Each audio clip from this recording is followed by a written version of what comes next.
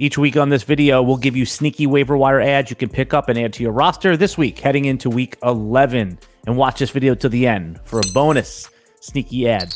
I'm Alan Seslowsky of RotoWire.com along with Jeff Erickson. Jeff, who's your first sneaky ad? First sneaky ad is Ty Chandler of the Minnesota Vikings, running back. Scored a touchdown, had equal number of snaps as Alexander Mattison, and Mattison left with a concussion in the game, the win over the Saints. Arguably, Chandler was already as good as Mattison anyhow. Mattison has been found wanting as a starter this year. And prior to last week, Cam Akers was cutting into his work. Now it's Chandler that's cutting into his work. 17% rostered on Yahoo. Some people were picking him up as a sneaky ad last week.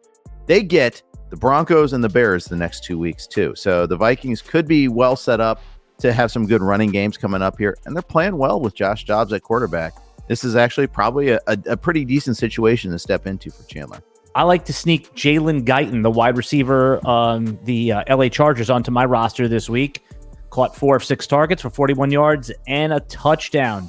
Josh Palmer is going to be out for at least another 2 weeks, Jeff. So this opens up the door with Quentin Johnston, the rookie, just not living up to expectations so far. I like Jalen Guyton as a flex, a wide receiver 3, but I want to warn everyone, he could be a 0 next week. Put it this way, he should not be on the waiver wire. Sneak him onto your roster this week. Who do you have more faith in for fantasy football over the next few weeks? Is it Guyton or is it Quentin Johnston? Faith is a very strong word here. I have no faith in either. I think they're just whoever happens to have the right matchup. All right. Who's your second sneaky ad? Second sneaky ad is Khalil Shakir of the Buffalo Bills. The last 2 weeks, 45 and 39 snaps, respectively. Route share is about almost 70%. They found more playing time for him the last 2 weeks. I think that continues. LA Chargers tight end Donald Parham is an interesting spot start for week 11. Tight end Gerald Everett left the game with a back injury, and when Everett missed week 8, Parham caught 4 passes for 43 yards and a touchdown. With the Packers and the Ravens up next for the Chargers, Parham is a long shot to produce, but worthy of a sneaky ad heading into week 11. Sounds like a type of guy that could win the tight end touchdown lottery.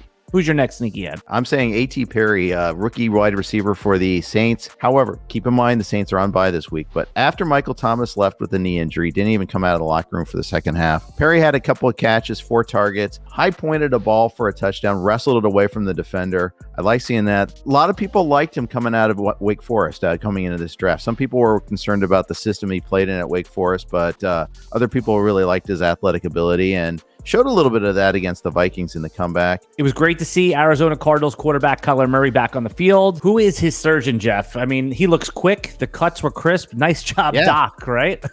Murray lifts the whole Cardinals offense up a full tier. So I'm sneaking Rondell Moore onto my fantasy football roster heading into week 11.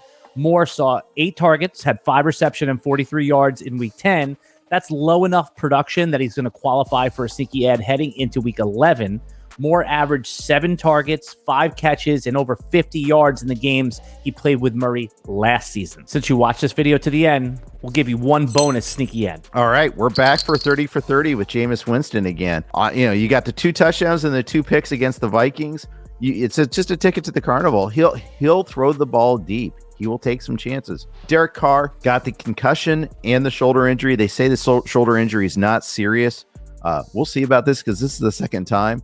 I like the Saints better with Winston than Carr, to be honest with you there, which is a bad sign for the Saints because they signed Carr to the long-term deal. But it unlocked Chris Olave and A.T. Perry, who I referred to earlier, had the touchdown. I just think that they're a better, more dynamic offense.